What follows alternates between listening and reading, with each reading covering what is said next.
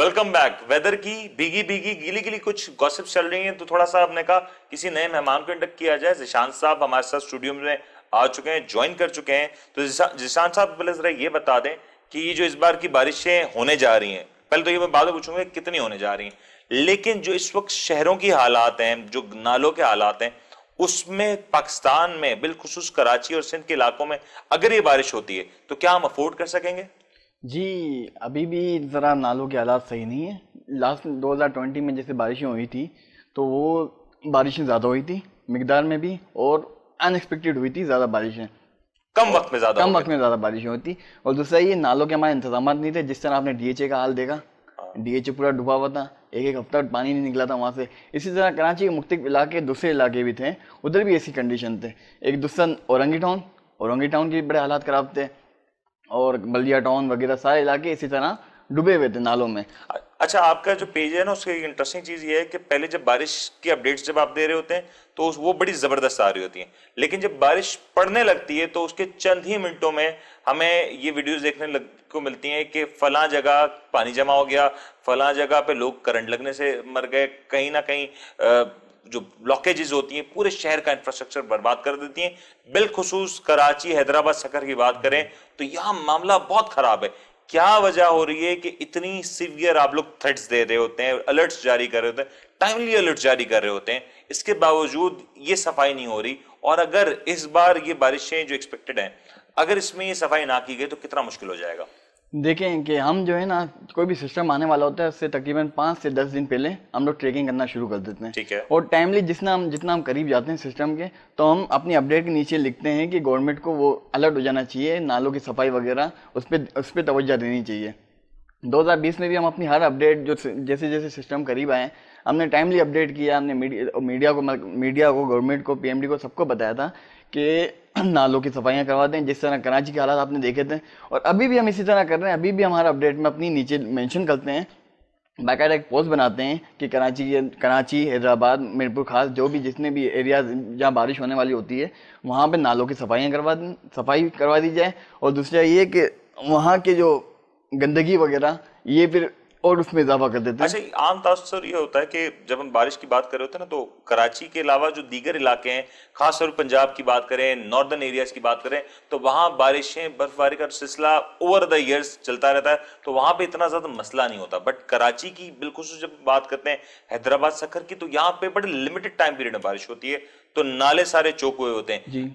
I would recommend आपके जो सारे पेज के फॉलोअर्स हैं, अगर मैं आपकी तरफ से एक छोटी सी अपील कर दूं, जो भी इस प्रोग्राम को देख रहे हैं और जो इन पेजेस को फॉलो करते हैं, जो कराची को फॉलो करते हैं, जो कराची की, पाकिस्तान की बेहतरी को फॉलो करते हैं, डू नॉट वेट कि कोई आएगा महकमा सफाई करेगा।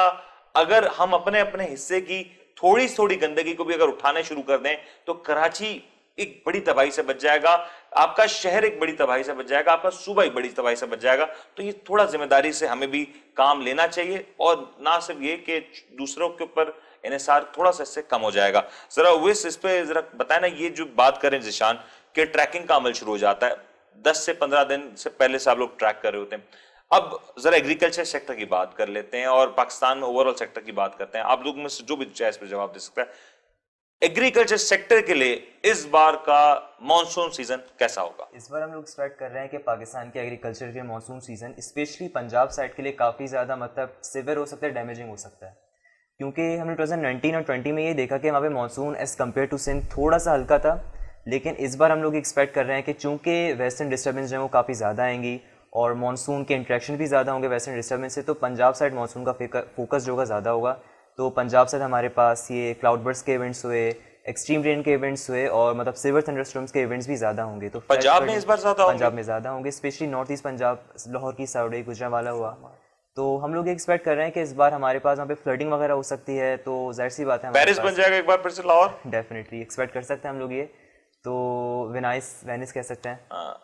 तो हम लोग एक्सपेक्ट कर रहे हैं कि इस बार फ्लडिंग वगैरह की वजह से क्रॉप्स को नुकसान हो सकता है काफी हद तक। अच्छा, मतलब किसानों के लिए इस बार थोड़ा सा मुश्किल मरहला है। अच्छा, ये जो बारिशों का जो एग्रीकल्चर, एक तो पंजाब में भरपूर तौर पर एग्रीकल्चर होती है, लेकिन अपर एरियाज में, नॉर्दर्न एरियाज में भी ये बड़ा इंपॉर्टेंट टाइम पीरियड होता है, क्योंकि वहां पे आइस जो है वो मेल्ट डाउन होनी शुरू होती है, ग्लेशियर्स पिघल रहे होते हैं, उस पर बर्फ जब आती है तो फिर बहुत से एरियाज में फ्लडिंग की शिकायत आती है। ये कितना ज्यादा सिवियर होने जा रहा है, और क्या इस बार अगर मैं अपर पंजाब की बात करूं तो इस बार क्या पिछले साल से बारिशें ज्यादा होने जा रही हैं या कम होने जा रही हैं? डेफिनेटली पिछले साल से पिछले 2 सालों से ज़्यादा इस बार बारिशें होंगी पंजाब में, और इनफैक्ट केपी के अंदर हमारे पास गिलगित और कश्मीर पंजाब में ज़्यादा बारिशें होंगी पिछले साल के मुकाबले।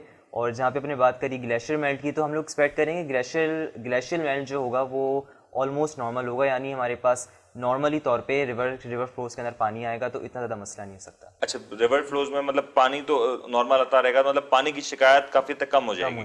अच्छा, ये एक और बड़े इंपॉर्टेंट ये भी बात आ जाती है ना कि ये बारिशें होती हैं, हमारे पास डैम्स मौजूद नहीं है, हमारे पास निज़ाम मौजूद नहीं है। हम जब आप क्लाउड बर्स्ट का जिक्र कर रहे थे, तो क्लाउड बर्स्ट में होता यह है कि एक कम अरसे में बहुत ज्यादा बारिश हो जाती है, लेकिन जिस तरीके से एक अच्छी बारिश को कहा जाता है ना कि एक लॉन्गर स्पेल में एक कंटिन्यूस एक प्रोग्रेसिव रेंज होती रहे, क्यों इस बार ये गुज़िश्ता कुछ अरसे से हम ये देख रहे हैं क्लाउड बर्स्ट की सिचुएशन हो रही है? शायद इससे पहले इस तरह के मामला नहीं होते थे। ऐसा पहले नहीं होता था, क्योंकि आपने सुना भी होगा कि क्लाइमेट चेंज हो रहा है हमारे पास, तो ग्लोबल वार्मिंग भी है। सेकेंडली एक और हमारे पास फैक्टर आया है, वो है ग्रैंड सोलर मिनिमम का।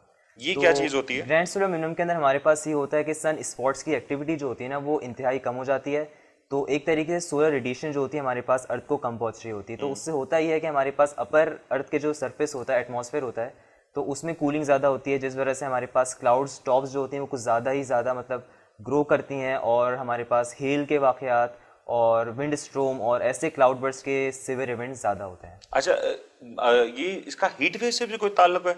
डेफिनेटली हीट वेव से ताल्लुक है। हमारे पास ओवरऑल ग्रैंड सोलर मिनिमम में ये कहा जाता है कि हीट वेव्स भी ज़्यादा आएंगी और कोल्ड वेव भी इंटेंस आएंगी, और हमारे पास ड्राउट्स वगैरह और फ्लडिंग रेंज वगैरह भी ज़्यादा होंगी। अच्छा, फ्लडिंग रेंज ज़्यादा होने जा रही है, और ये ओवरऑल अगर आप इस वक्त प्रेडिक्ट कर रहे हैं कि एक्सट्रीम वेदर्स आ रहे हैं, वैसे जरा मुझे ये बताओ कि इस बार पाकिस्तान में जो बारिशें ओवरऑल पाकिस्तान में बारिशें पहले तो कितनी होती हैं, अगर कोई गेज आपने किया हो, और किस तनासुब से होती हैं, तो ये भी कुछ हमें आइडिया दे सकते। अगर ओवरऑल पाकिस्तान की बात की जाए तो हर सिटी का अपना अपना एवरेज है। जैसे अगर बात की जाए कराची की, तो कराची का एवरेज जो है अराउंड 170 मिलीमीटर एक्सपेक्टेड होता है कि एवरेज कराची की रेन अमाउंट इतनी होती है हर साल, लेकिन हम गुज़िश्ता चंद सालों से देख रहे हैं। बात की जाएगा 2018 की, तो 2018 हमारे पास ऑलमोस्ट ड्राई गुजरा, लेकिन 19 में हमारे पास बारिश हुई, और 2020 जो है काफ़ी ज़्यादा सीवियर गया, क्योंकि इसकी बेसिक वजह ये है कि सी सरफेस टेम्परेचर काफ़ी ज़्यादा हाई रहा। तो जितने भी अगर इंडिया में जितने भी लो प्रेशर बने, तो सी सरफेस टेम्परेचर हाई होने की वजह से वो सदर्न पार्ट को उसने काफ़ी ज़्यादा मुतासिर किया। अच्छा, ये जो साइक्लोन्स की जब बात कर रहे होते हैं, तो बिलखुसूस जो साइक्लोन्स का जो इम्पैक्ट आता है वो पाकिस्तान की साइली पट्टी में बहुत ज़्यादा आ रहा होता है। इस बार पाकिस्तान को बिलखुसूस कराची को कितने साइक्लोन्स यू प्रेडिक्टिंग के प्री मानसून कितने साइक्लोन्स हिट कर जाएंगे, और प्री मानसून सीजन कब तक का रहेगा? बेसिकली प्री साइक्लोन जो है इंडियन ओशन में वो प्री मानसून से पहले, यानी कि अगर बात की जाए मई और जून के स्टार्टिंग में हमें साइक्लोन एक्टिविटी देखने को मिलती है। इस बार जैसे एक साइक्लोन गुजरा है, और हम एक्सपेक्ट कर रहे हैं कि इंडियन ओशन में यानी बे ऑफ बंगाल में एक और साइक्लोन बनेगा जिसका नाम यास होगा, जो कि साइक्लोन जो है बांग्लादेश को मुतासिर कर सकता है। फ़िलहाल तो उसका इम्पैक्ट पाकिस्तान पे नहीं पड़ने वाला, जैसे हमें गुज़िश्ता साइक्लोन में भी पाकिस्तान पे कोई ख़ास इम्पैक्ट नहीं पड़ा। कराची में एक सीवियर डस्ट स्टॉर्म और कुछ बारिश देखने को मिली थी उसके नतीजे में, जो कि हमने प्रेडिक्ट की थी, लेकिन हाँ पीएमडी ने उसको इतना एक्सपेक्ट नहीं किया था। उन्होंने कहा था कि कोई ऐसे चांसेस नहीं है, लेकिन हमने उसको प्रेडिक्ट किया था। हमने बाकायदा अपनी पोस्ट पे जो है फेसबुक पेजेस पे पोस्ट शेयर की थी, और अनफॉर्चुनेटली जो है हमें तकरीबन 7 अफराद के जहाँ भाग होने की इत्तलात मिली। ये बिल्कुल बड़ी खतरनाक सिचुएशन है। वैसे ये सिचुएशन बड़ी ट्रिकी भी हो सकती है, लेकिन ज़ीशान, जिस तरीके से हमने देखा फर्स्ट सैंडस्टॉर्म आया, एक हवा थोड़ी सी चली तो कराची का नक्शा बिगड़ गया। आने वाले दिनों में डू यू थिंक कि ये साइक्लोन्स मजीद तेज हो सकते हैं, मजीद सीवियर हो सकते हैं? जी, साइक्लोन अभी वक्त के साथ साथ एयर के साथ साथ साइक्लोन की पॉसिबिलिटी बढ़ेगी, और हम ये एक्सपेक्ट कर रहे हैं कि आइंदा कुछ सालों में साइक्लोन डायरेक्ट कराची सिंध पे भी इफेक्ट करेगा, मतलब डायरेक्ट हिट करेगा। ये उम्मीद हम कर रहे हैं इस चीज़ की। अच्छा, ये अच्छी उम्मीद है? ये खतरनाक हो जाएगा? खतरनाक हो जाएगा, ये उम्मीद हम इस तरह से कर रहे हैं कि ये जिस तरह के अभी लास्ट ईयर मुंबई में भी गया था, अब साउथ गुजरात पे गया, इस तरह की ये सिंध में कराची में भी आ सकता है। अगर हम हिस्ट्री को देखें तो कराची को किसी भी साइक्लोन ने डायरेक्ट हिट नहीं किया, बिल्कुल। और इसके बावजूद जो तबाही है वो काफी ज्यादा रही। मैं आपको ये बताने वाला था कि एक इंटरेस्टिंग फैक्ट हमारे पास ये है कि अरेबियन सी के साइक्लोन्स जो है वो एक तरीके से इंटेंसिटी में काफ़ी ज़्यादा बढ़ रहे हैं। हमने रिसेंटली देखा कि हमारे पास जो पहले अरेबियन सी में साइक्लोन्स बनते थे वो इतना ज़्यादा पावरफुल नहीं बनते थे, वीक बनते थे, कैटेगरी 1 और 2 के बनते थे। लेकिन हमने रिसेंटली देखा कि पहले हमारे पास रिकॉर्ड बना 2007 के अंदर गोनू साइक्लोन का, कैटेगरी 5 साइक्लोन बना था वो अरेबियन सी का, first ever in history. Then हमारे पास 2014 के अंदर कुछ ही 7 साल बाद वापस 4 साल बाद साइक्लोन बना नीलोफर, जो कि अरेबियन सी का सेकंड स्ट्रॉन्गेस्ट साइक्लोन था। फिर हमने 2019 में देखा कि 2019 के अंदर हमारे पास एक साइक्लोन बना था केआर, आपने सुना भी होगा, अक्टूबर के बिल्कुल अंदर। सही। देन वो साइक्लोन था हमारे पास अरेबियन सी की हिस्ट्री का सबसे स्ट्रॉन्गेस्ट साइक्लोन।